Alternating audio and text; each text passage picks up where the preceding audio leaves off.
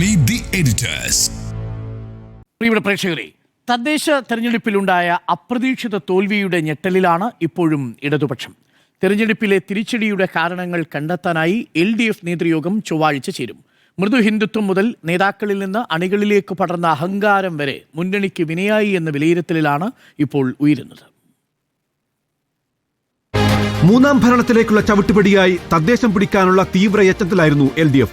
ലോക്സഭയിൽ നഷ്ടപ്പെട്ട ഹിന്ദു വോട്ടുകൾ, പ്രത്യേകിച്ചും ഈഴവ വോട്ടുകൾ തിരിച്ചെത്തിക്കാൻ കേരളത്തിന്റെ മതേതര പാരമ്പര്യത്തെ നിരന്തരം മലീമസമാക്കുന്ന വെള്ളാപ്പള്ളി നടേശനെ ഒപ്പം നിർത്തുകയെന്ന ലളിതയുക്തിയാണ് ആദ്യം പയറ്റിയത്. പിന്നെ ചെയ്തത് ആഗോള അയ്യപ്പ സംഗമം എന്ന പ്രഖ്യാപനമാണ്. ഇടഞ്ഞു നിന്ന NSSനെ കൂടി ഇണക്കി ഹിന്ദു വോട്ടുകൾ കൂട്ടമായി തങ്ങളിലേക്ക് എത്തിക്കാനാകുമെന്നായിരുന്നു കണക്കുകൂട്ടൽ. കൈവിട്ട തന്ത്രത്തിന് എരിവ് പകരാൻ വോട്ടെണ്ണലിന്റെ അവസാന നാളുകൾ വരെ UDFന് പിന്നാലെ ജമാഅത്തെ ഇസ്ലാമിയാണെന്നും പറഞ്ഞു നിന്നു. ക്രിസ്ത്യൻ വോട്ടുകളിലേക്ക് കണ്ണുവെച്ചത് കേരള കോൺഗ്രസ് എമ്മിലൂടെയാണ്. ഇതിനായി മറ്റ് ഘടകകക്ഷികളോട് പിശുക്ക് കാട്ടിയപ്പോഴും സീറ്റ് വിഭജനത്തിൽ കേരള കോൺഗ്രസിന് വാരിക്കോരി സീറ്റുകൾ നൽകി. ഇതോടെ മതസാമുദായിക ഘടകങ്ങൾ അനുകൂലമാകുമെന്നും തദ്ദേശത്തിൽ വിജയപാത ഉറപ്പിക്കാമെന്നുമായിരുന്നു LDFന്റെ മനക്കോട്ട. എന്നാൽ പ്രതീക്ഷകളെ തകർത്തെറിയുന്നതായിരുന്നു ജനവിധി. തിരുവനന്തപുരത്തും കൊല്ലത്തും പത്തനംതിട്ടയിലും ഹിന്ദു വോട്ടുകൾ കൈവിട്ടു. ഇടുക്കിയിലും കോട്ടയത്തും എറണാകുളത്തും ക്രിസ്ത്യൻ വോട്ടുകൾ പൂർണ്ണമായും UDFനൊപ്പം പോയി. UDFന് അനുകൂലമായി മുസ്ലിം വോട്ടുകളുടെ ഏകീകരണം നടന്നതോടെ വടക്കൻ കേരളത്തിലും LDF തകർന്നടിഞ്ഞു. ശബരിമല സ്വർണ്ണക്കൊള്ളയാണ് ഇടതുപക്ഷത്തിന്റെ മറ്റൊരു തന്ത്രപരമായ പരാജയം. അയ്യന്റെ സ്വർണം കട്ടക്കേസിൽ മുതിർന്ന നേതാക്കളായ N വാസുവും A പത്മകുമാറും അറസ്റ്റിലായിട്ടും രാഷ്ട്രീയ ഗൂഢാലോചന എന്ന പ്രതിരോധമാണ് CPIM പയറ്റിയത്. ലൈംഗിക വിവാദത്തിൽ രാഹുൽ മാങ്കൂട്ടത്തലിന്റെ അറസ്റ്റ് നീട്ടി ശബരിമല കൊള്ളയിലെ വാർത്തകളെ മൂടിവെക്കാമെന്നും കണക്കുകൂട്ടി. തദ്ദേശ തെരഞ്ഞെടുപ്പ് പ്രഖ്യാപനത്തിന് ദിവസങ്ങൾ മാത്രം ബാക്കി നിൽക്കെ പ്രഖ്യാപിച്ച ക്ഷേമ പെൻഷൻ പദ്ധതികൾ ബീഹാർ കണക്കെ വോട്ട് നേട്ടമാകുമെന്ന പ്രതീക്ഷയും കേരളീയ ജനത തള്ളിത്തകർത്തു. ഇടതുപക്ഷം എന്തുകൊണ്ട് തോറ്റു?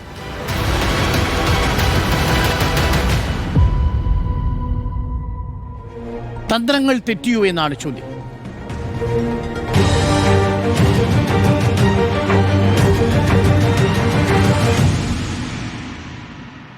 ഈ തദ്ദേശ തെരഞ്ഞെടുപ്പിൽ ഇടതുമുന്നണിക്ക് തന്ത്രങ്ങൾ പാളിയോ, തന്ത്രങ്ങൾ തെറ്റിയോ എന്നാണ് ചോദ്യം.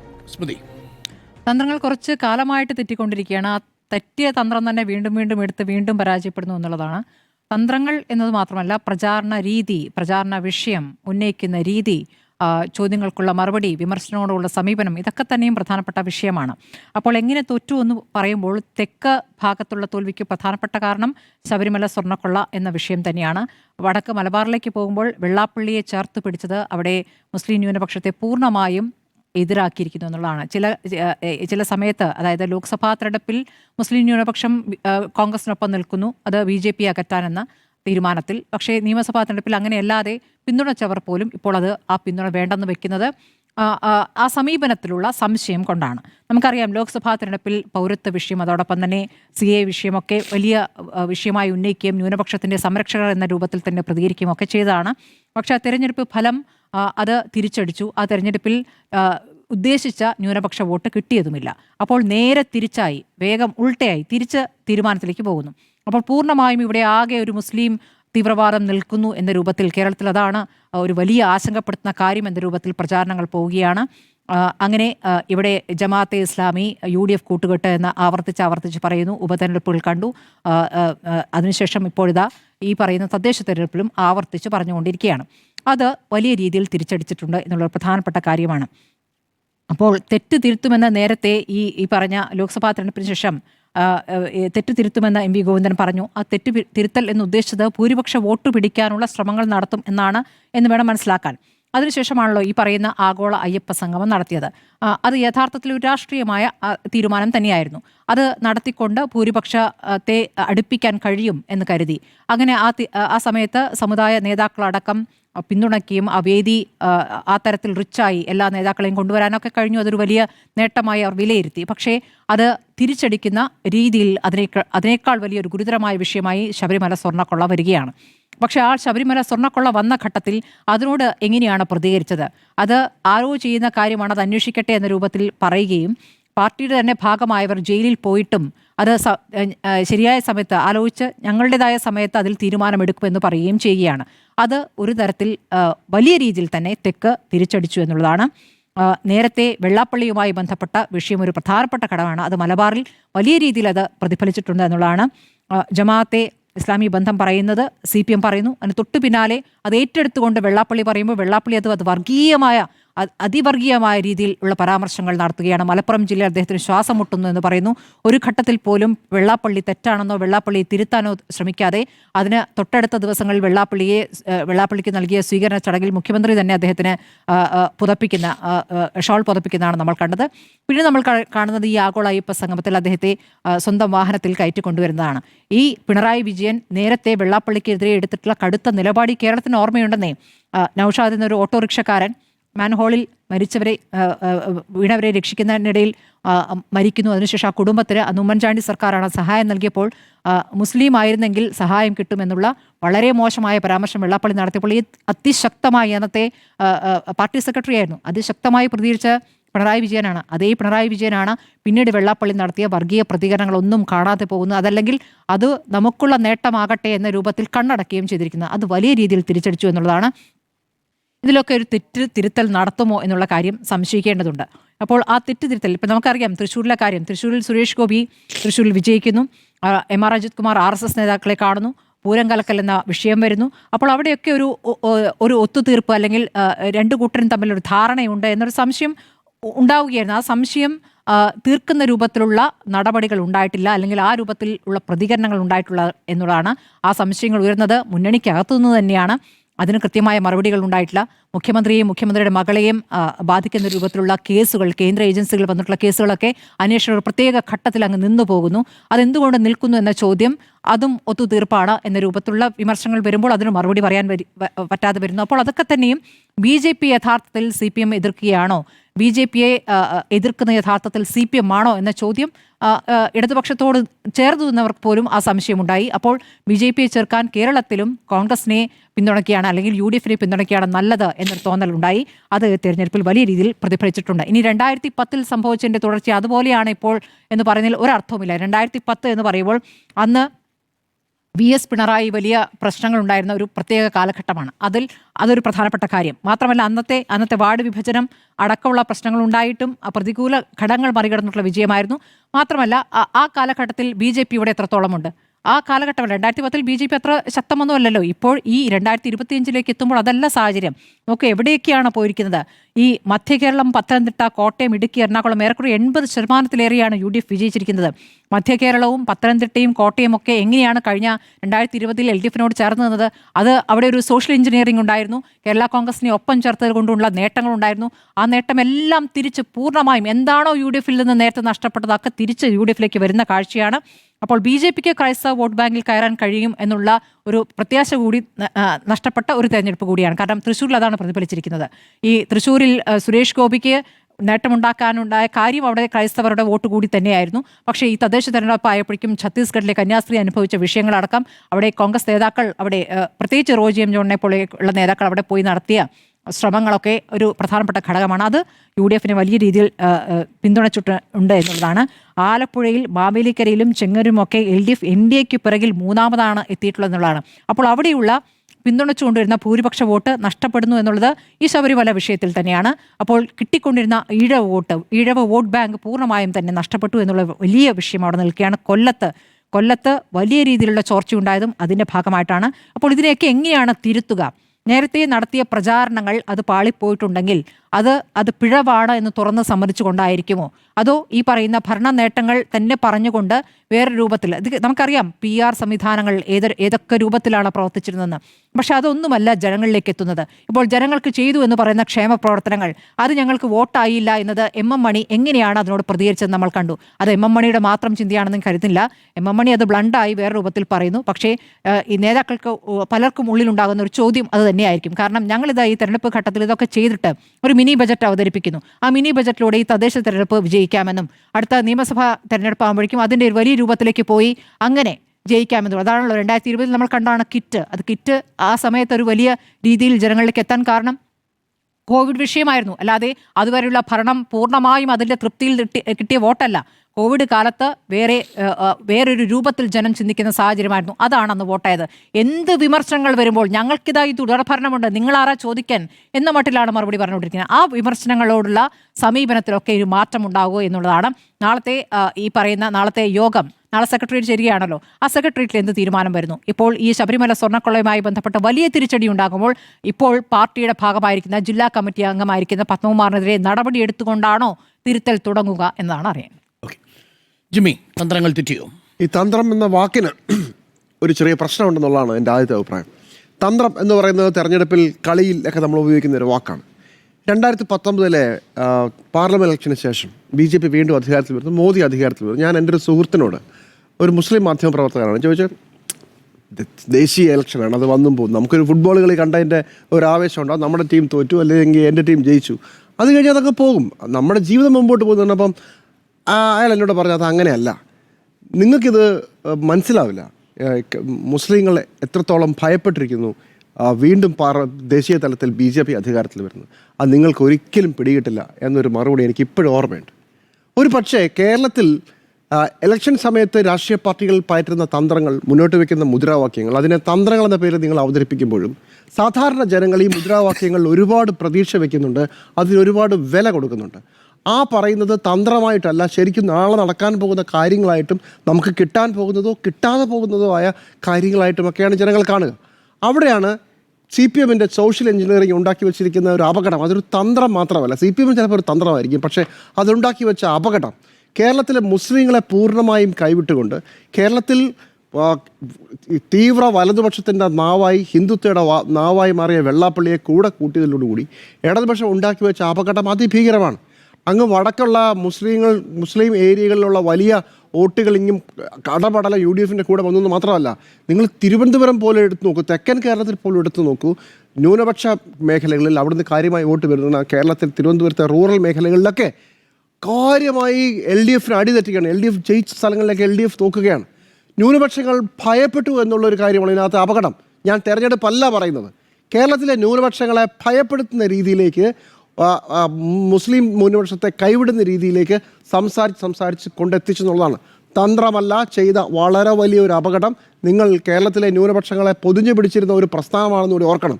ഞാനിപ്പോഴും വിശ്വസിക്കുന്നത് കോൺഗ്രസിനേക്കാൾ കേരളത്തിലെ ന്യൂനപക്ഷങ്ങൾക്ക് വിശ്വസിക്കാൻ പറ്റുന്ന ഒരു കൺസിസ്റ്റൻസി ഉള്ള പാർട്ടി ഇടതുപക്ഷമാണെന്നാണ്. അതിൻ്റെ ചരിത്രം അങ്ങനെയാണ്. കോൺഗ്രസിൻ്റെ ഇന്ത്യയിലെ ചരിത്രം അങ്ങനെയല്ല.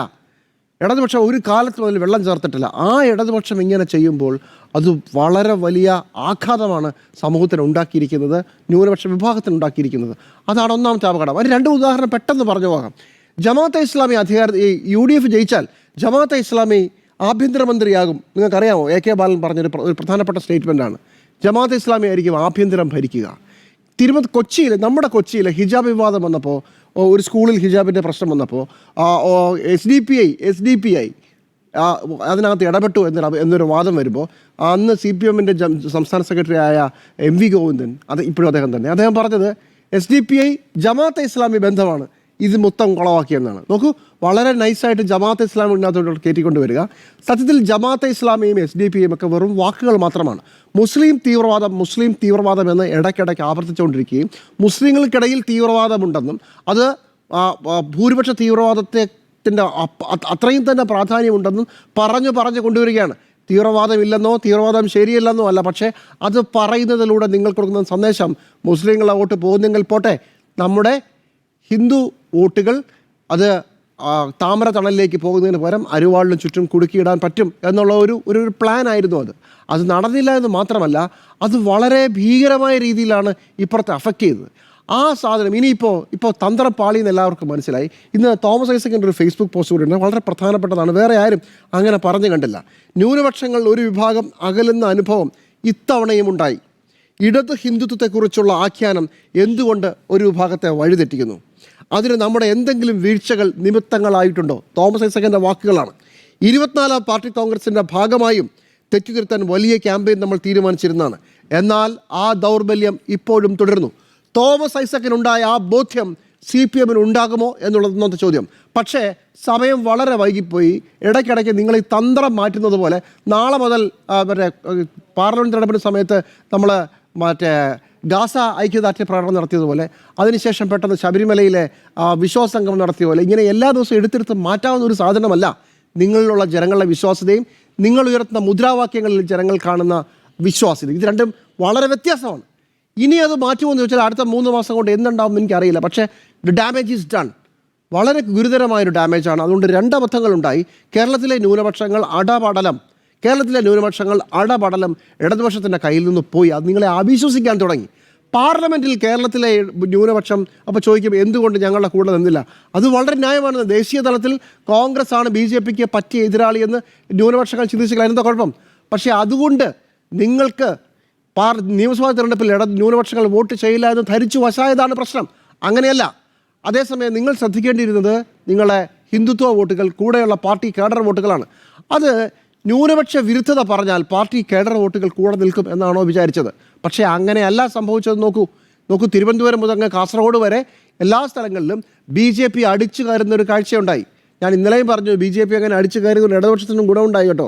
അല്ലെങ്കിൽ കോഴിക്കോട് കോർപ്പറേഷൻ UDFൻ്റെ കയ്യിലിരുന്നേനെ. BJPയുടെ സീറ്റ് നില വല്ലാതെ ഉയർത്തിയത് കൊണ്ടാണ് കോഴിക്കോട് കോർപ്പറേഷൻ 6 സീറ്റ് കൂട്ടി. 6 സീറ്റാണ് കൂട്ടിയത്. എന്തിന് കണ്ണൂർ പോലും ഒരു കോർപ്പറേഷനിൽ 1 സീറ്റ് എന്നുള്ളത് 4ആയി. അങ്ങനെ BJP അടിച്ചു കയറുകയാണ്. ചുരുക്കത്തിൽ ഇടതുപക്ഷം തന്ത്രമെന്ന് കരുതുന്ന ജനങ്ങൾ അത് ചെറിയെന്ന് വിശ്വസിക്കുന്ന ഒരു കാര്യം കൊണ്ട് സംഭവിച്ചത്, ഇടതുപക്ഷത്തിന് അവരുടെ കയ്യിൽ നിന്ന് ഒഴുകിക്കൊണ്ടിരുന്ന ഹിന്ദു വോട്ടുകൾ തടയാനും പറ്റിയില്ല. നിങ്ങളെ വിശ്വസിച്ചിരുന്ന, നിങ്ങൾ ശരിയാണെന്ന്, നിങ്ങൾ കൂടെ നിൽക്കുമെന്നും കരുതിയിരുന്ന ന്യൂനപക്ഷങ്ങൾ നിങ്ങളിൽ നിന്ന് അകലുകയും ചെയ്തു. ഇതിനിടയ്ക്ക് ക്രിസ്ത്യാനികൾ അവർ വിചാരിച്ചത്, ഒരു പക്ഷേ CPM വിചാരിച്ചിട്ടുണ്ടാവുക, LDF വിചാരിച്ചിട്ടുണ്ടാവുക, കേരളത്തിൽ കഴിഞ്ഞ 10-12 വർഷമായുള്ള മുസ്ലിം ക്രിസ്ത്യൻ റിഫ്റ്റ് അത് കാര്യമായി വർക്ക് ചെയ്യുമ്പോൾ അത് ഉണ്ടായതേ ഇല്ല. UDFിലേക്ക് വോട്ടുകളെല്ലാം തിരിച്ചുപോയി. ഇത്രയും കാര്യങ്ങൾ സംഭവിച്ചിട്ടുണ്ട്. അതുകൊണ്ട് ഇടതുപക്ഷത്തിനെ സംബന്ധിച്ചോളം നാളെ രാവിലെ ചർച്ച ചെയ്യുമ്പോൾ തന്ത്രങ്ങൾ പാളി എന്നായിരിക്കും CPMൻ്റെ സംസ്ഥാന സെക്രട്ടറിയും CPMൻ്റെ മുഖ്യമന്ത്രിയൊക്കെ പറയും. പക്ഷേ തന്ത്രങ്ങളെന്ന് നിങ്ങൾ വിളിക്കരുത്. നിങ്ങളെടുത്ത നിലപാട് അത് വളരെ വലിയൊരു ആഘാതമാണ് ഉണ്ടാക്കിയത്. ഒരു കാര്യം കൂടെ പറഞ്ഞ് അവസാനിപ്പിക്കാം. ഇതിൻ്റെ കൂടെ ഈ ഒരു രാജാവ് മോശമാണ് എന്ന് ഏറ്റവും അവസാനം അറിയുക ആ രാജാവായിരിക്കും. കാരണം രാജാവിന് ചുറ്റുമുള്ള ഒരാളും പറയില്ല നിങ്ങൾ മോശമാണ്. കേരളത്തിലൊരു പ്രധാനപ്പെട്ട ഒരു നേതാവിനെ കുറിച്ചുള്ള ഒരു കഥ പറയും, പേര് ഞാൻ പറയില്ല. ആറ് മോശം ലിറ്ററേച്ചർ എഴുതുന്ന ആളാണ്. അയാളുടെ എഴുത്തുകൾ വളരെ മോശമാണെന്ന്, അയാൾ എന്താ എഴുതുന്നത് പറഞ്ഞ ആളെല്ലാം മനസ്സിലാവുകൊണ്ട് പറയുന്നില്ല. വളരെ മോശമാണെന്ന് നാട്ടുകാർക്കെല്ലാം അറിയാം. പക്ഷേ ഒരാളും അയാളോട് പറയില്ല. അയാൾക്ക് ഇപ്പോഴും അറിയില്ലെന്ന് ഞാൻ വിചാരിക്കുന്നത് അയാൾ എഴുതുന്നത് വളരെ മോശമാണെന്ന്. എന്ന് പറഞ്ഞതുപോലെ മുഖ്യമന്ത്രി പിണറായി വിജയനോട് താങ്കളുടെ ശൈലിക്ക് ഒരുപാട് പ്രശ്നങ്ങളുണ്ടെന്നും ഇങ്ങനെയല്ല ചെയ്യേണ്ടതെന്നും പറയാനുള്ള പ്രതിപക്ഷ സ്വരം CPMന് നഷ്ടമായിട്ട് എത്രയോ കാലമായി. പാർട്ടി സെക്രട്ടറി ഒരു കാലത്ത് CPMൻ്റെ അവസാന വാക്കായിരുന്നു. പാർട്ടി സെക്രട്ടേറിയറ്റ് അവസാന വാക്കായിരുന്നു. Party committee സർവശക്തമായിരുന്നു. അവിടെ നിന്ന് പിണറായി വിജയൻ എന്ന ഒറ്റ നേതാവിൻ്റെ ചുറ്റിലേക്ക് കാര്യങ്ങൾ അവസാനിച്ചപ്പോൾ പിണറായി വിജയനാണ് ശരിയെന്ന് അദ്ദേഹത്തിന് തോന്നുകയും അദ്ദേഹത്തെ തിരുത്താൻ ഒരാളും ഇല്ലാതാവുകയും ചെയ്തു. ഞാൻ ഉറച്ചു വിശ്വസിക്കുന്നു, മറ്റൊരു സാഹചര്യമായിരുന്നെങ്കിൽ സ്വർണ്ണപ്പാളി കേസിൽ ഒരു കാരണവശാലും പത്മകുമാറിനെതിരെ നടപടി ഉണ്ടാകാതെ പോകുമായിരുന്നില്ല CPMൻ്റെ ഭാഗത്തു നിന്ന്. കൂടെ ഉണ്ടായിരുന്ന അംഗരക്ഷകർ മുഖ്യമന്ത്രിയെ തടഞ്ഞവരെ അടിച്ചൊതുക്കുമ്പോൾ രക്ഷാപ്രവർത്തനമെന്ന മുഖ്യമന്ത്രി ഒരു തവണയെ പറയുമായിരുന്നുള്ളൂ, പാർട്ടി അദ്ദേഹത്തെ തിരുത്തുമായിരുന്നു. ചുരുക്കത്തിൽ പിണറായി സെൻട്രിക്കായ ഒരു പാർട്ടി, തിരുത്താൻ ആരുമില്ലാത്ത ഒരു അവസ്ഥ ഒരു വശത്ത്. 2, തന്ത്രമെന്ന് കരുതിക്കൊണ്ട് ന്യൂനപക്ഷങ്ങളെ ഒഴിവാക്കിയിട്ടാണെങ്കിലും മുസ്ലിങ്ങളുടെ വോട്ട് വേണ്ടെങ്കിലും നമുക്ക് ഹിന്ദു വോട്ടുകൾ പിടിച്ച് ഭരണം നിലനിർത്താം എന്ന പ്ലാൻ പൊളിഞ്ഞു. BJP ആ രംഗത്തേക്ക് ഇടിച്ചു കയറുന്നു. പാർലമെന്റ് തെരഞ്ഞെടുപ്പിൽ എന്തായിരുന്നു സ്ഥിതി? അത് നിയമസഭാ തെരഞ്ഞെടുപ്പിലേക്ക് വരുന്ന ഒരു അപകടകരമായ ഘട്ടം അതുണ്ടാകുമായിരുന്നില്ല ന്യൂനപക്ഷങ്ങളെ ഇങ്ങനെ കൈയൊഴിഞ്ഞിരുന്നെങ്കിൽ. അതും സംഭവിക്കാൻ പോവുകയാണെന്നുള്ളതാണ് എൻ്റെ ആശങ്ക. അത് വെറും ഒരു ഇലക്ഷൻ ജയത്തിൻ്റെ മാത്രം പ്രശ്നമല്ല, കേരളത്തിൻ്റെ സോഷ്യൽ ഫാബ്രിക്കിനെ നശിപ്പിച്ച ഒരു നീക്കമായി പോയി. തന്ത്രങ്ങൾ തെറ്റിയ ഇടതുമുന്നണിക്ക് തദ്ദേശത്തിൽ എന്നുള്ളതാണ് ചോദ്യം. സുജയ, തന്ത്രങ്ങൾ തെറ്റിയിട്ടുണ്ട് എന്നതാണ് പാർട്ടിയുടെ വിലയിരുത്തൽ. അത് കൂടുതൽ വിശദമായി ചർച്ച ചെയ്യുന്നതിന് വേണ്ടിയിട്ടുള്ള യോഗങ്ങളിലേക്ക് കടക്കാൻ പോവുകയാണ് നാളെ മുതൽ. പ്രാഥമിക വിലയിരുത്തൽ ചില തെരഞ്ഞെടുപ്പ് തന്ത്രങ്ങൾ ആവിഷ്കരിച്ചതിൽ അല്ലെങ്കിൽ ഈ തെരഞ്ഞെടുപ്പിനെ ലൈറ്റായി കണ്ടതിൽ ഒക്കെ തെറ്റിപ്പോയി എന്നുള്ളതാണ്. ഒരു ഈസി വാക്ക് ഓവറിലേക്ക് പോകാൻ കഴിയുന്ന വളരെ ഈസി ആയിട്ടുള്ള ഒരു സാഹചര്യമാണ് എന്ന ഒരു ആദ്യ വിലയിരുത്തലാണ് തെറ്റിപ്പോയതെന്നാണ് ഞാൻ കരുതുന്നത്. അതിന് ചില കാരണങ്ങളുണ്ട്. കാരണം നമ്മൾ തെരഞ്ഞെടുപ്പിൽ തൊട്ടു മുൻപേ കണ്ടതാണ് പെൻഷനും ക്ഷാമബത്തയും ഉൾപ്പെടെയുള്ളവ കൂട്ടുന്നത്. മാത്രമല്ല സ്ത്രീകൾക്കായിട്ടുള്ള ഒരു പാക്കേജ് പ്രഖ്യാപിക്കുന്നു, യുവാക്കൾക്കുള്ള സ്കോളർഷിപ്പ്, ഇത്രയും വന്നു കഴിഞ്ഞിട്ടുണ്ടെങ്കിൽ ഇത് ഒക്ടോബർ ലാസ്റ്റ് വീക്കാണ് ഇതിൻ്റെ ഒരു പ്രഖ്യാപനം വരുന്നത്. അപ്പോൾ ഇത്രയും മതി തദ്ദേശ തെരഞ്ഞെടുപ്പ് വിജയിക്കാൻ. ഇതായിരുന്നു LDFിൻ്റെ തന്ത്രം എന്നാണ് ഞാൻ കരുതുന്നത്. അതിനെ തന്ത്രം എന്നുള്ള വാക്കുകൊണ്ടാണോ അല്ലെങ്കിൽ അവരുടെ ഒരു പ്ലാൻ അതായിരുന്നു? ആ ഒരു പ്ലാൻ പാളിപ്പോയി എന്നുള്ളതാണ് നമ്മൾ കാണുന്നത്. കാരണം ഇതൊരു മിനി ബജറ്റ് പോലെയാണ്. മുഖ്യമന്ത്രി വന്നൊരു വാർത്താ സമ്മേളനം നടത്തിയപ്പോൾ അതൊരു മിനി ബജറ്റ് പോലെ ആളുകൾക്ക് തോന്നിയിരുന്നു. അന്ന് നമ്മൾ ആ കാര്യങ്ങളൊക്കെ വിലയിരുത്തിയതുമാണ്. ഇവിടെ അടിസ്ഥാന സൗകര്യ രംഗത്തെ വികസനം, അതുപോലെ തന്നെ ദേശീയപാത, ഇതെല്ലാം വോട്ട് കൊണ്ടുവരും, അങ്ങനെ നമ്മളൊരു സേഫ് സോണിലാണ് എന്ന് കരുതി മുന്നോട്ട് പോവുകയായിരുന്നു. മറുഭാഗത്താണെങ്കിൽ UDFന് രാഹുൽ മാങ്കൂട്ടത്തിൽ വിഷയം തിരിച്ചടിയാകുമെന്ന് കരുതി, അതുപോലെ തന്നെ ജമാഅത്തെ ഇസ്ലാമി വിഷയം ഉയർത്തുന്നു. അതിലെല്ലാം ഒന്ന് പതറി നിൽക്കുകയാണ് UDF എന്നുള്ളതായിരുന്നു പുറത്തെ കാഴ്ച. എന്നാൽ ആ പുറത്ത് കണ്ട ആയിരുന്നില്ല അടിത്തട്ടിൽ നടന്നിരുന്നത്, അല്ലെങ്കിൽ അടിത്തട്ടിൽ ജനങ്ങൾ തീരുമാനിച്ചിരുന്നത്.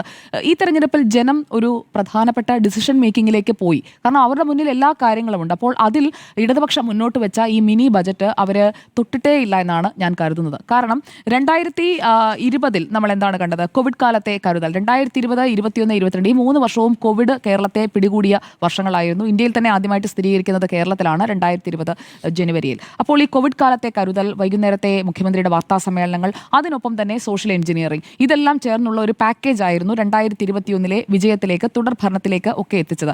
അപ്പോൾ അതുപോലെ എളുപ്പമുള്ള ഒരു സാഹചര്യമാണ് എന്ന് തെറ്റിദ്ധരിച്ചു പോയതാണ്. ഞാൻ അവിടെ തന്ത്രം തെറ്റി എന്നുള്ളതല്ല, തെറ്റിദ്ധരിച്ചു പോയി. ഞങ്ങൾക്കെല്ലാം ഈസിയാണ് എന്നുള്ള ഒരു തെറ്റിദ്ധാരണയിലേക്ക് പോയിട്ടുണ്ട് ഇടതുമുന്നണി, പ്രത്യേകിച്ചും CPIM മുഖ്യമന്ത്രിയും എന്നാണ് ഞാൻ കരുതുന്നത്.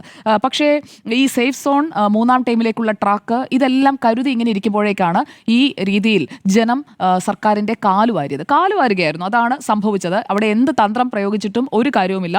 കാരണം വിവാദങ്ങളിൽ നിന്ന് വിവാദങ്ങളിലേക്കുള്ള പോക്ക്, അഴിമതി ആരോപണങ്ങളൊക്കെ നിസ്സാരവൽക്കരിക്കുന്ന ശൈലി, അതുപോലെ തന്നെ നേരത്തെ നമ്മൾ ചർച്ച ചെയ്ത രക്ഷാപ്രവർത്തനം, ആ രക്ഷാപ്രവർത്തനം പല വിഷയങ്ങളിൽ മുഖ്യമന്ത്രി എടുത്തു.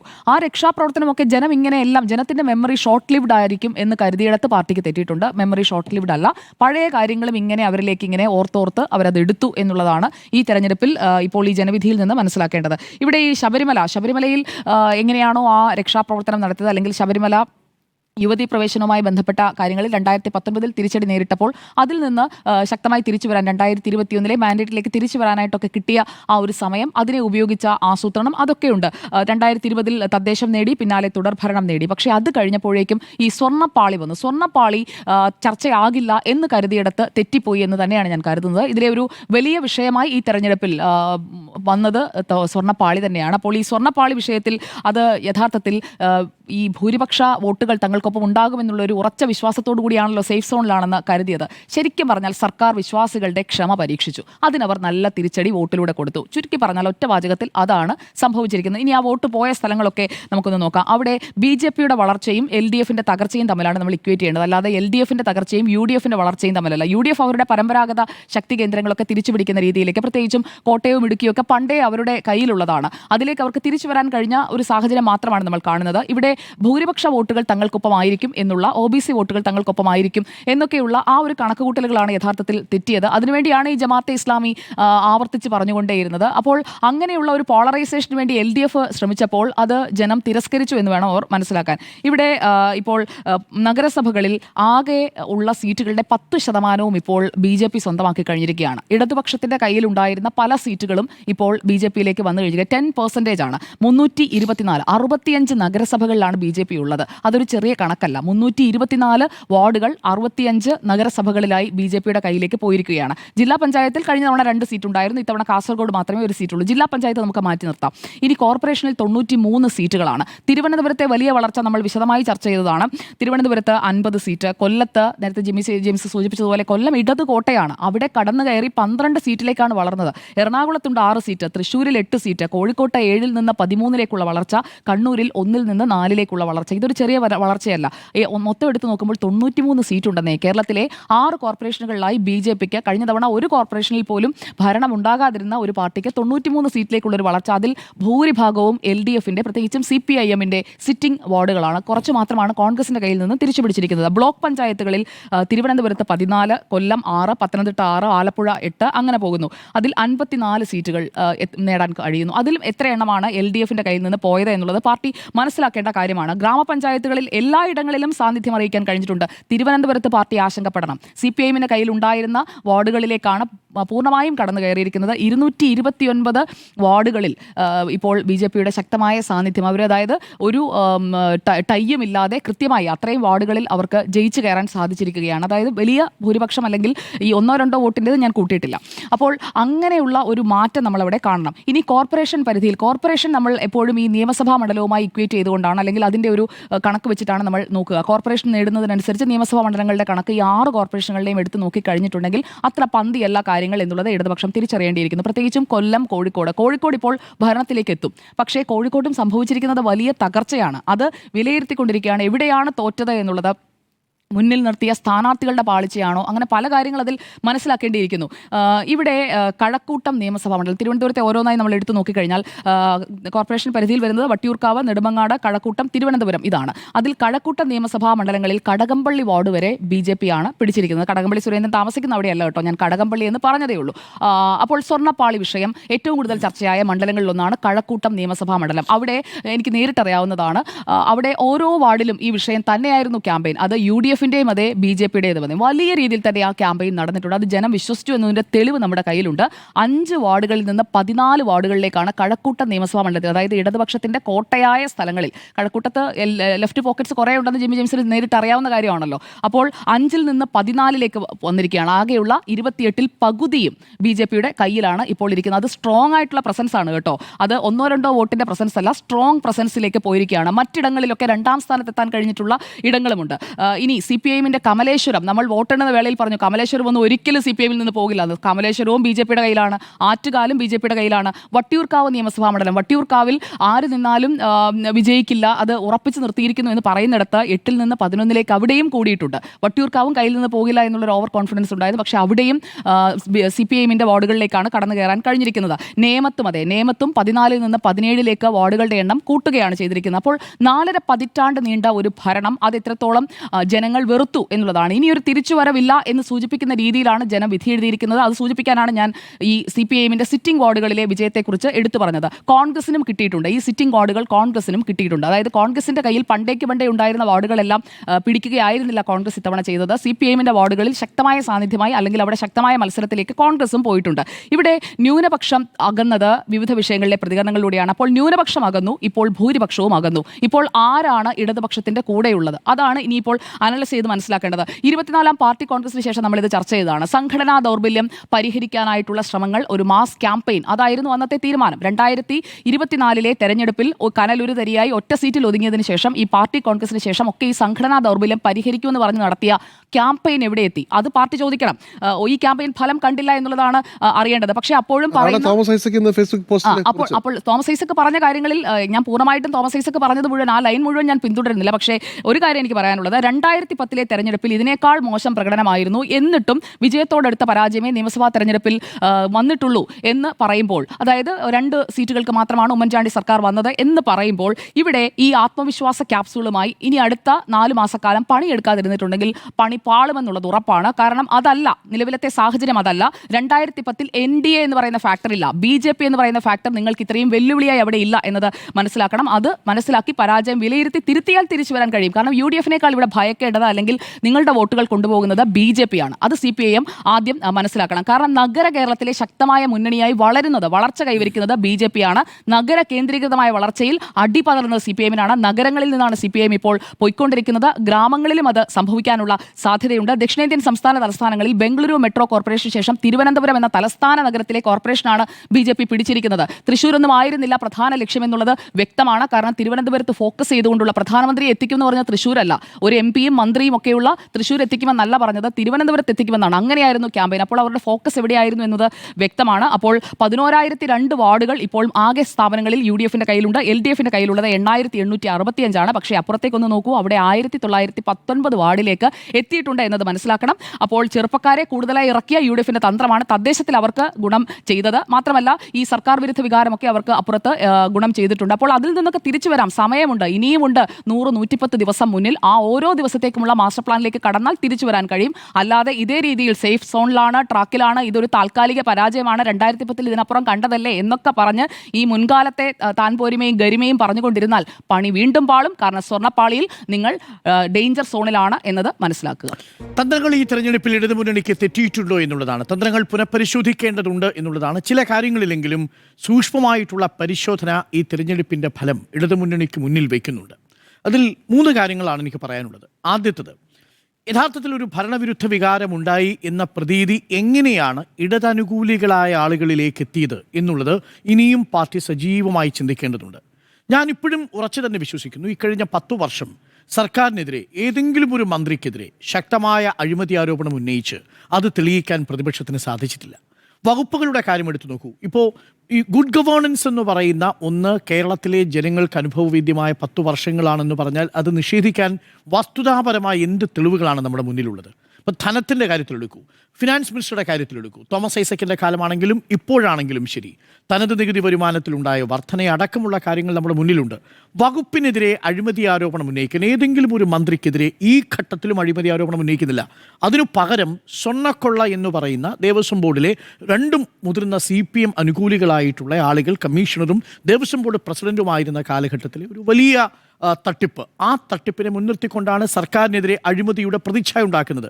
സർക്കാരിൻ്റെ വകുപ്പ് നേരിട്ട് കൈകാര്യം ചെയ്യുന്ന ഏതെങ്കിലും മന്ത്രിക്കെതിരെ ഈ നിമിഷം വരെയും പ്രതിപക്ഷത്തിന് ഒരു അഴിമതി ആരോപണം ഉന്നയിക്കാൻ കഴിഞ്ഞിട്ടില്ല. അപ്പോൾ അഴിമതിയുടെ ഒരു വിഷയം ആ ഘട്ടത്തിൽ നിൽക്കുന്നില്ല.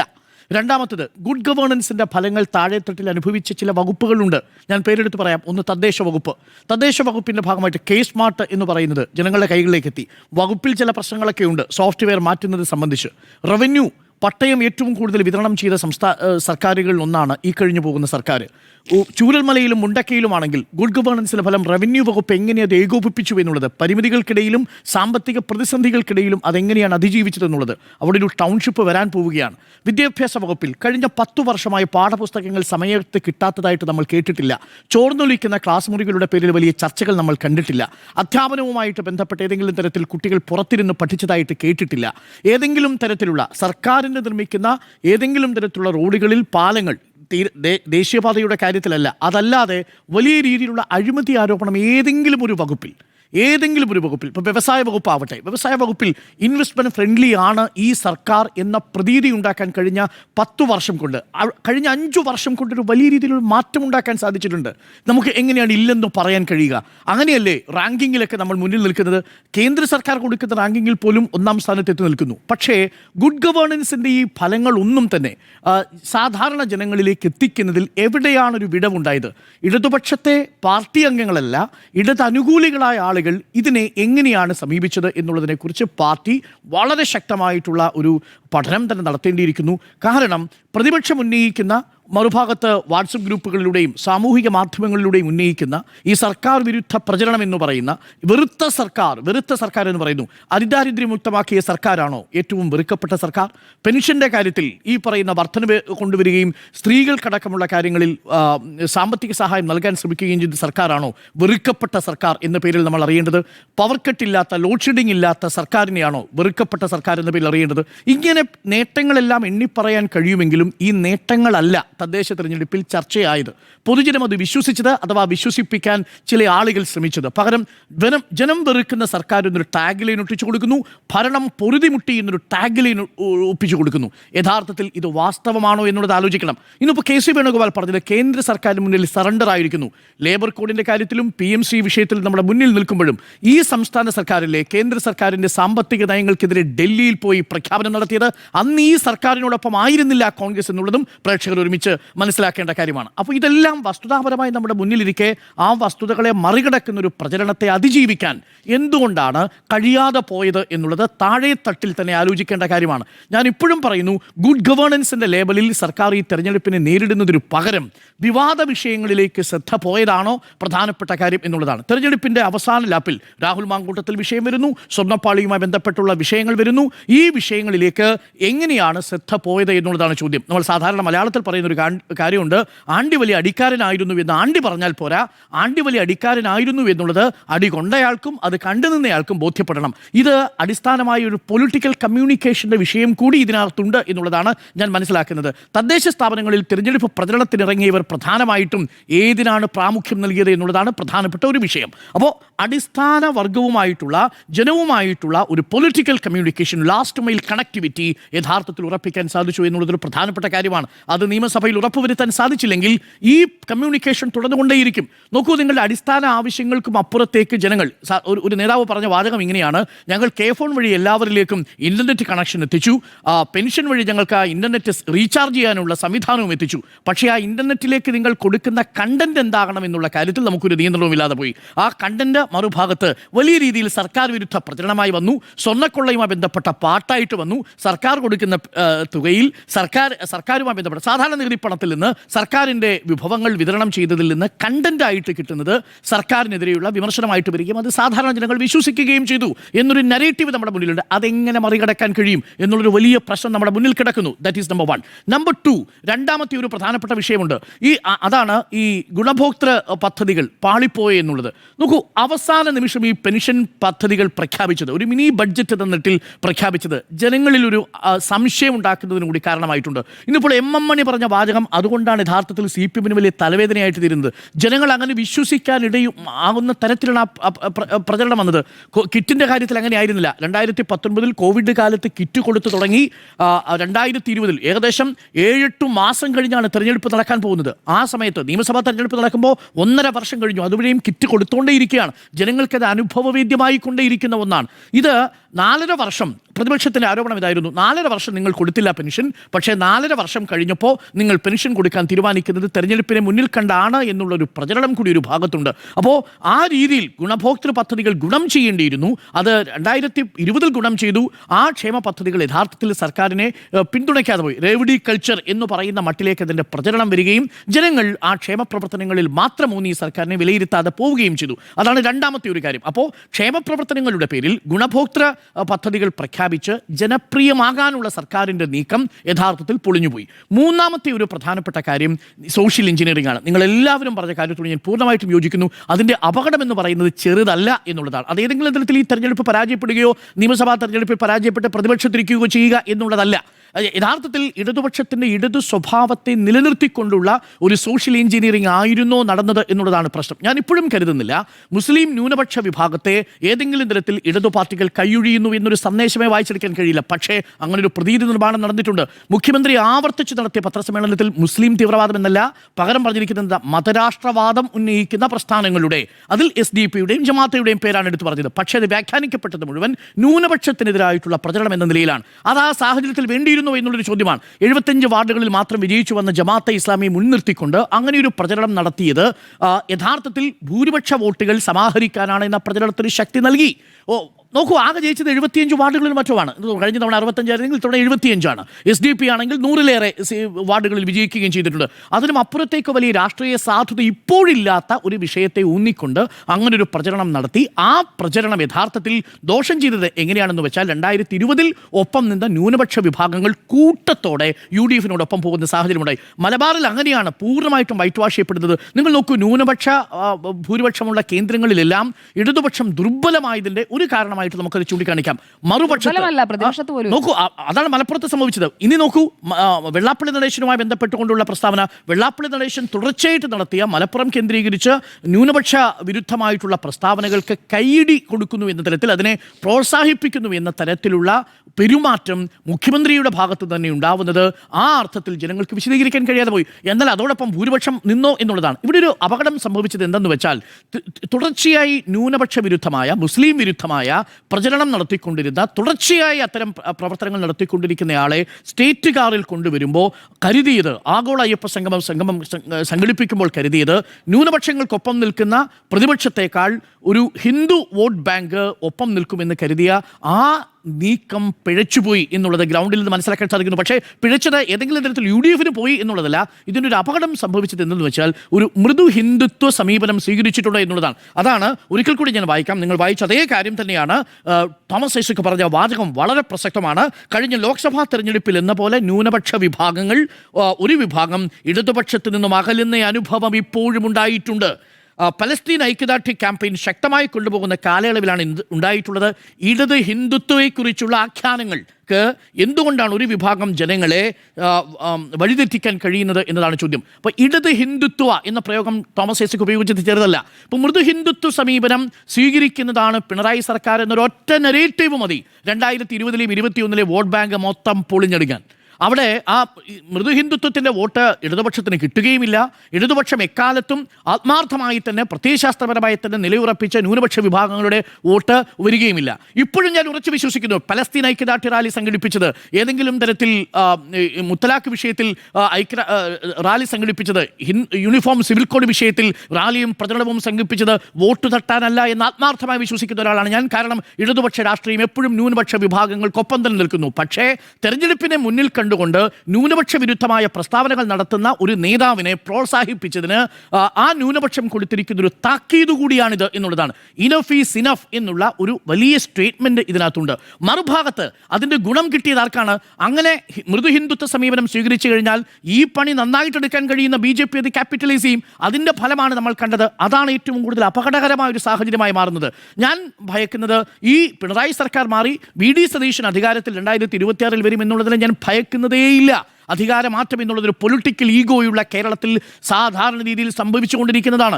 ഐക്യജനാധിപത്യ മുന്നണിയും ഇടതുമുന്നണിയും രൂപപ്പെട്ടതിന് ശേഷം കേരളത്തിൻ്റെ രാഷ്ട്രീയം അങ്ങനെ തന്നെ ചിന്തിച്ചിട്ടുണ്ട്. പൊളിറ്റിക്കൽ ഈഗോയുള്ള മനസ്സാണ് കേരളത്തിനിത്. അവിടെ ഭരണ തുടർച്ച എന്നുള്ളത് വളരെ അതിസാഹസികമായി മാത്രം ചെയ്യാൻ കഴിയുന്ന ഒന്നാണ്. അതാണ് പിണറായി വിജയൻ നേടിയത്. പക്ഷേ അതിന് തുടർന്നു കൊണ്ടുപോകണമെങ്കിൽ 2021 ജനപ്രിയതയ്ക്ക് മുകളിൽ നിൽക്കുന്ന ഒന്ന് ജനങ്ങൾക്ക് അനുഭവവേദ്യമാവേണ്ട സാഹചര്യം ഉണ്ടായിരുന്നു. അതിനെ ഷോർട്ട് കട്ടുകളിലൂടെ നിങ്ങൾക്ക് നേരിടാൻ കഴിയില്ല. ആ ഷോർട്ട് കട്ട് അത് ജനപ്രിയ പദ്ധതികളാണെങ്കിലും സോഷ്യൽ എഞ്ചിനീയറിംഗ് ആണെങ്കിലും അതൊരിക്കൽ കൂടി തെളിഞ്ഞു എന്നുള്ളതാണ്. പക്ഷേ ഇതിൻ്റെ അപകടം എന്ന് പറയുന്നത് തലസ്ഥാനം ഇന്നിപ്പോൾ BJP പിടിച്ചിരിക്കുന്നു എന്നുള്ളത് ഒരു ചെറിയ നീക്കമായിട്ട് കണക്കാക്കാൻ കഴിയില്ല. തല വീണാൽ ഉടൽ വീഴും എന്നുള്ളതാണ്. ഉടൽ വീഴുന്നതിന് മുൻപ് ആ 2026 പിണറായി വിജയന് പകരം VD സതീശൻ മുഖ്യമന്ത്രി ആയാലും 2031 സംഭവിക്കാൻ പോകുന്നത് അവിടെ മുഖ്യ പ്രതിപക്ഷമായി BJP ഉണ്ടാവുകയും 2036 BJPയുടെ മുഖ്യമന്ത്രി അധികാരത്തിൽ വരികയും ചെയ്യുന്നു എന്നുള്ളതിനെയാണ് ഭയപ്പെടേണ്ടി വരുന്ന ഒരു സാഹചര്യം ഉണ്ടാവുന്നത്. ഇടതിന്റെയും ഐക്യജനാധിപത്യ ഭയക്കുന്നത് BJPക്ക് എന്താ ഭരിക്കാൻ കാരണമുണ്ട്. സമാധാനത്തോടു കൂടി വാങ്ക് വിളിയും അയ്യപ്പനെ അതെല്ലാം അവിടെ ഉണ്ടാവും. സ്വർണ്ണപ്പാളി എന്തായാലും വാവര അയ്യപ്പന്റെ ശത്രുവല്ല എന്ന് പറയുന്ന ഞാൻ പറഞ്ഞു തീർത്ത് ശുചിയായി ഇടപെടാം. ആദ്യം സഹിഷ്ണുത പഠിക്കും. ഇതാണ് പ്രശ്നം. 2036 BJP അധികാരത്തിൽ വന്നാൽ എന്താണ് ഉദാഹരണമാണ് കണ്ടത്. നിങ്ങളുടെ ഫ്രീ സ്പീച്ച്, നിങ്ങളുടെ സ്വതന്ത്രമായിട്ടുള്ള സംസാരം, നിങ്ങളുടെ മതേതരത്വമായിട്ടുള്ളൊരു സെക്യുലർ ഫാബ്രിക് അത് തകർന്ന് തരിപ്പണമാവും. അതാണ് നമ്മൾ കണ്ടുകൊണ്ടിരിക്കുന്നത്. അതിനെ BJP അധികാരത്തിൽ വന്ന ഓരോ സ്റ്റേറ്റിലായിട്ട് കാണാൻ സാധിക്കും. ഇപ്പോൾ ബീഫ് ഒരാളെയും തല്ലിക്കൊല്ലില്ല കേരളത്തിൽ. നിങ്ങൾക്ക് പൊറോട്ടയും ബീഫും ഇവിടെ സമാധാനത്തോടു കൂടി കഴിക്കാൻ പറ്റും. 2036 അങ്ങനെ ഒരു അവസ്ഥ ഉണ്ടായാൽ നിങ്ങൾക്ക് കഴിക്കാൻ പറ്റുമോ? മാനവീയം വീതിയിലൂടെ നടന്നു പോകുമ്പോൾ നിങ്ങളുടെ ജാതിയും മതവും ചോദിച്ച് ആരും വരില്ല. നിങ്ങളുടെ ഏതെങ്കിലും ഒരു വിഭാഗത്തിലെ കച്ചവട സ്ഥാപനങ്ങൾ ബുൾഡോസർ കയറ്റി ആരും ഇവിടെ വലിച്ചുഴയ്ക്കാൻ വരില്ല. ഇത് കേരളമാണ് എന്ന് പറയും. കേരളത്തിൻ്റെ മനസാക്ഷിയുടെ ഒരു ഇടത് സ്വഭാവം അല്ലെങ്കിൽ മാനവിക സ്വഭാവം ഉണ്ടായിരുന്നു. അതിനെ നശിപ്പിക്കുന്ന സെക്യുലർ ഫാബ്രിക്കായിട്ട് BJPയുടെ വളർച്ച ഉണ്ടാവുകയാണെങ്കിൽ അത് ഭയക്കേണ്ടത് തന്നെയാണ് എന്നുള്ളതാണ് എൻ്റെ പക്ഷം. അതുകൊണ്ട് തന്നെ VD സതീശൻ അധികാരത്തിൽ വരുന്നതോ ഐക്യജനാധിപത്യ മുന്നണിയുടെ മുഖ്യമന്ത്രി ഉണ്ടാവുന്നതോ അല്ല. പക്ഷേ ഈ മൃദു ഹിന്ദുത്വ സമീപനം കൊണ്ട് ഏതെങ്കിലും തരത്തിൽ BJPയുടെ വോട്ട് ബാങ്കിൽ ഒരു വളർച്ച ഉണ്ടാവുകയാണെങ്കിൽ, അതിനൊരു ഏണിയായി മാറുകയാണെങ്കിൽ അതാണ് ഈ സോഷ്യൽ എഞ്ചിനീയറിംഗ് ചെയ്യുന്ന ഏറ്റവും വലിയ അപകടം. അതുകൊണ്ട് തന്നെ അതിനെ പ്രതിരോധിക്കാൻ ആവശ്യമായിട്ടുള്ള ഇടതും മൂല്യത്തോടു കൂടി ചേർന്ന് നിന്നുകൊണ്ടുള്ള ആശയമാണ് ഉണ്ടാവേണ്ടത്. പക്ഷേ ഈ 4 മാസമേ ഉള്ളൂ. അതെങ്ങനെ സാധ്യമാവുമെന്നൊന്നും എനിക്കറിയില്ല. പക്ഷേ ഉണ്ടാക്കിയിരിക്കുന്ന ഡാമേജ് ചെറുതല്ല. അത് തിരുവനന്തപുരം കോർപ്പറേഷനിൽ പ്രകടമാണ്. ഒരു കാര്യം കൂടി പറഞ്ഞ് അവസാനിപ്പിക്കാം. അത് കേരളത്തിലുടനീളം പ്രകടമാണ് എന്നൊക്കെ പറയുമ്പോൾ BJPയുടെ വളർച്ചയെ ഒരു പരിധിക്കും അപ്പുറത്തേക്ക് നമ്മൾ കാണുന്നുണ്ട് എന്നുകൂടി കണക്കുകൾ നമ്മളോട് പറയുന്നുണ്ട്. അത്ര വളർച്ച BJPക്ക് പലയിടങ്ങളിലുമുണ്ടോ? പൊളിറ്റിക്കൽ വോട്ടിംഗ് നടന്ന മേഖലകൾ നമുക്കൊന്ന് എടുത്തു നോക്കാം. നമുക്ക് ജില്ലാ പഞ്ചായത്തിൻ്റെ കാര്യം എടുത്തു നോക്കൂ. ജില്ലാ പഞ്ചായത്തിൽ കഴിഞ്ഞ തവണ ആകെ നേടിയത് 2 വാർഡുകളാണ്, 2 ഡിവിഷനുകളാണ്. ആ 2 ഡിവിഷനുകളിൽ ഒരെണ്ണം പോയി. ഇപ്പോൾ ജില്ലാ പഞ്ചായത്തിൽ BJPക്ക് 1 ഡിവിഷനേ ഉള്ളൂ. 2 ഡിവിഷൻ 1 ഡിവിഷൻ പൊളിറ്റിക്കൽ വോട്ടിംഗ് നടക്കുന്നതാണ്. അതേസമയം CPM-ന് 7 ജില്ലാ പഞ്ചായത്തുകളിൽ മേധാവിത്വമുണ്ട്. UDF-ന് 7 പഞ്ചായത്തുകളിൽ മേധാവിത്വമുണ്ട്. 7-7 എന്നുള്ളതാണ് കണക്ക്. എന്നാൽ നോക്കൂ, 2010 8-6 എന്നുള്ളതായിരുന്നു കണക്ക്. അന്ന് 6 ജില്ലാ പഞ്ചായത്തുകളാണ് LDF-നോടൊപ്പം ഉണ്ടായിരുന്നത്. അതിനേക്കാൾ മെച്ചപ്പെട്ട നിലയിലാണ് പൊളിറ്റിക്കൽ വോട്ടിംഗ് നടന്നിരിക്കുന്ന ജില്ലാ പഞ്ചായത്തിലുള്ളത്. അതൊന്ന്. രണ്ടാമത്തത് മുനിസിപ്പാലിറ്റിയുടെ കാര്യത്തിൽ മുനിസിപ്പാലിറ്റിയിൽ വലിയ സാന്നിധ്യമായി എന്നൊക്കെ നമ്മൾ പറയുന്നുണ്ട്. അന്ന് 2 മുനിസിപ്പാലിറ്റി, ഇന്നും 2 മുനിസിപ്പാലിറ്റി. അന്ന് പന്തളവും പാലക്കാടുമായിരുന്നുവെങ്കിൽ കഴിഞ്ഞ വർഷം ഇക്കുറിയത് പാലക്കാടും തൃപ്പൂണിത്തുറയുമായിട്ട് മാറി. എത്ര വാർഡിന്റെ വ്യത്യാസം ഉണ്ടായി? നഗരസഭയിൽ അന്നുണ്ടായിരുന്നത് 320 വാർഡ്, ഇപ്പോൾ അത് എത്രയെന്നറിയാമോ? 324 വാർഡ്. കേവലം 4 വാർഡിന്റെ മാത്രം മാറ്റമേ നഗരസഭയിലുള്ളൂ. എന്ന് പറഞ്ഞാൽ BJP-യുടെ വളർച്ച തിരുവനന്തപുരം കോർപ്പറേഷന് പുറത്ത് അതിഭയാനകമായ വളർച്ച നേടിയിരിക്കുന്നോ, BJP വലിയ നേട്ടം കൈവരിച്ചിരിക്കുന്നോ എന്നെനിക്ക് അഭിപ്രായമില്ല. കോർപ്പറേഷന്റെ കാര്യത്തിൽ ശരിയാണ്, 59-ൽ നിന്ന് അത് 93 മാറിയിട്ടുണ്ട്. ഗ്രാമപഞ്ചായത്തിന്റെ കാര്യത്തിൽ 265 വാർഡുകൾ കൂടുതലായിട്ട് വന്നിട്ടുണ്ട്. ഓർമ്മിക്കണം, അപ്പോഴും 2000 വാർഡിലേക്ക് കടക്കാൻ ഗ്രാമപഞ്ചായത്തിൽ കഴിഞ്ഞിട്ടില്ല. 1182-ൽ നിന്ന് 1447 മാറുക മാത്രമാണ് ചെയ്തത്. ഇനി ബ്ലോക്ക് പഞ്ചായത്തിലേക്ക് വന്നാൽ 37-ൽ നിന്ന് 54 ആവുക മാത്രമാണ്. കേവലം 17 വാർഡുകളിൽ മാത്രമാണ് ഉണ്ടായിരിക്കുന്നത്. പക്ഷേ ഏതൊരു ചെറിയ മാറ്റവും നമ്മുടെ സെക്യുലർ ആയിട്ടുള്ള ഫാബ്രിക്കിനെ നശിപ്പിക്കാൻ പര്യാപ്തമാണ് എന്നുള്ള ഒരു തിരിച്ചറിവ് ഉണ്ടാവുക എന്നുള്ളതാണ്. അത് 2026-ലും 2031-ലും നടക്കാൻ പോകുന്ന തിരഞ്ഞെടുപ്പിൽ വളരെ പ്രധാനപ്പെട്ടതാണ്. അതുകൊണ്ട് തലസ്ഥാനം വീണത് ചെറിയ കാര്യമായി ഞാൻ കണക്കാക്കുന്നില്ല. ഒരു BJP-യുടെ മേയർ തിരുവനന്തപുരത്ത് വരുന്നു എന്നുള്ളത് ആ അർത്ഥത്തിൽ സെക്യുലർ കോർപ്പറേഷൻ വീണ് തലസ്ഥാനം അതാണല്ലോ. ഇപ്പോൾ ബാംഗ്ലൂർ പിടിക്കുന്നതോടുകൂടി കർണാടക പിടിക്കുന്നത് എങ്ങനെയാണ് നമുക്കറിയാമല്ലോ. ആദ്യം തലയിലേക്കാണ് നോക്കുക. അതുകൊണ്ടാണ് തൃശ്ശൂർ പിടിച്ചിട്ട് ഇത്തവണ തൃശ്ശൂർ പോയി. തൃശ്ശൂർ കിട്ടിയില്ല. കോർപ്പറേഷൻ പിടിച്ചില്ല. തിരുവനന്തപുരം ജില്ല അത് ഞാൻ പറയാം. ഒരു സീറ്റില്ല. അതെ, തലസ്ഥാനം ജില്ലയല്ല കേട്ടോ, അത് പറയണം, അത് ശരിയാണ്. ഇനി തലസ്ഥാനം കോർപ്പറേഷൻ വിട്ടുകഴിഞ്ഞാൽ ജില്ലയിലേക്ക് എത്തിക്കഴിഞ്ഞാൽ എന്താ പ്രശ്നം? ജില്ലയിലേക്ക് LDF-ന്റെ 4 മുനിസിപ്പാലിറ്റിയിലും മികച്ച പെർഫോമൻസ് LDF-ന് കാഴ്ചവെക്കാൻ സാധിച്ചിട്ടുണ്ട്. അവിടെ കഴിഞ്ഞ തവണ 2 മുനിസിപ്പാലിറ്റി, വർക്കലയും നെയ്യാറ്റിൻകരയുമാണെന്ന് തോന്നുന്നു, ഭൂരിപക്ഷമില്ലായിരുന്നു, കേവല ഭൂരിപക്ഷമില്ല. ഇവിടെ കേവല ഭൂരിപക്ഷം ഉറപ്പാക്കി. അതായത് കോർപ്പറേഷന് പുറത്ത് കിടക്കുന്ന 4 നഗരസഭകളിലും LDF ആണ്. ജില്ലാ പഞ്ചായത്തിൽ BJP-ക്ക് ഒരു ഡിവിഷൻ പോലും ഇല്ല. അപ്പൊ തലസ്ഥാനത്ത് കോർപ്പറേഷൻ ഒഴിച്ചു നിർത്തിയാൽ ഗ്രാമീണ മേഖലയിൽ ആ അർത്ഥത്തിൽ കാര്യമായ ചലനം ഉണ്ടാക്കാൻ പറ്റിയില്ല. ഒരു കാര്യം കൂടി പറഞ്ഞോളൂ, അങ്ങനെ പറയുമ്പോഴും ഇടത് വോട്ടുകളാണ് BJP-യിലേക്ക് പോകുന്നത് എന്ന സുജിയുടെ നരേഷനെ ഞാൻ പിന്താങ്ങുന്നുണ്ട്. അതിനൊരു ഉദാഹരണം കൂടി നമ്മുടെ മുന്നിലുണ്ട്. അതാണ് യഥാർത്ഥത്തിൽ ഈ തെരഞ്ഞെടുപ്പിൽ ഏറ്റവും ഭയക്കേണ്ട ബാക്കി പത്രം. അത് കണ്ണൂരിൽ നിന്നുള്ള കണക്കാണ്. ഒറ്റ വാചകം പറഞ്ഞ് ഞാൻ അവസാനിപ്പിക്കാം. കണ്ണൂരിൽ CPM-ന്റെ 2 കോട്ടകൾ, അതിലൊന്ന് പാപ്പിനിശ്ശേരിയും മറ്റൊന്ന് ചിറ്റാരിപ്പറമ്പുമാണ്. ഈ പാപ്പിനിശ്ശേരിയിലും ചിറ്റാരിപ്പറമ്പിലും ഒരിക്കലും BJP അക്കൗണ്ട് ഓപ്പൺ ചെയ്യില്ലെന്ന് കരുതി അവിടെ ഓരോ വാർഡുകൾ വീതം BJP ഓപ്പൺ ചെയ്തിട്ടുണ്ട്. ഇടത് കോട്ടയാണ് എന്ന് ഓർമ്മിക്കണം. മറ്റൊന്ന് കല്യാശ്ശേരിയാണ്. കല്യാശ്ശേരിയിൽ 8 LDF തന്നെ ജയിച്ചു, CPM തന്നെ വിജയിച്ചു. പക്ഷേ 8 2ാം സ്ഥാനത്ത് വന്നത് BJP-ആണ്. ഒന്നാലോചിച്ച് നോക്കൂ, ഇതൊരു വലിയ ഭീഷണിയായി ഇടത് കോട്ടയെ പൊളിക്കാൻ കിടക്കുന്നു എന്നുള്ളതാണ്. ഒരു കാര്യം കൂടി പറയാം, കരിവള്ളൂർ ഇടതിൻ്റെ കോട്ടയെന്ന് മാത്രമല്ല ഇടതിൻ്റെ മണ്ണാണ്. കരിവള്ളൂരിലുള്ള ഒരു വാർഡിൽ 2ാം സ്ഥാനത്തെത്തിയതും BJP-ആണ്. അതാണ് യഥാർത്ഥത്തിൽ ഈ തെരഞ്ഞെടുപ്പ് നൽകുന്ന ഏറ്റവും ഭയാനകമായ സൂചന. അല്ലാതെ ഐക്യജനാധിപത്യ മുന്നണി വരും, കോൺഗ്രസ് വരും എന്നുള്ളതല്ല. അത് 2024 ഈ കേരളത്തിൻ്റെ രാഷ്ട്രീയത്തിൽ അതൊക്കെ ചിലപ്പോൾ സംഭവിക്കാതിരിക്കാം.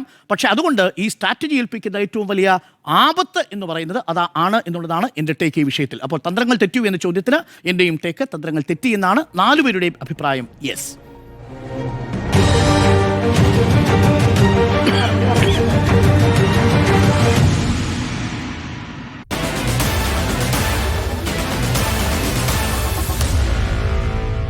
Meet the editors.